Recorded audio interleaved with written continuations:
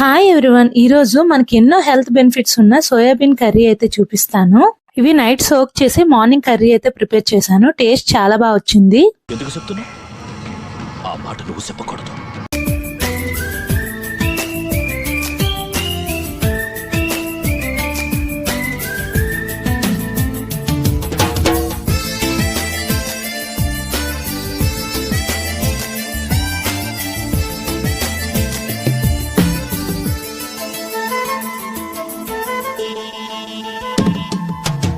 నువ్వంటే నాకిష్టమని అన్నది నా ప్రతి శ్వాస, నువ్వేలే నా లోకమని అన్నది నా ప్రతి ఆశ.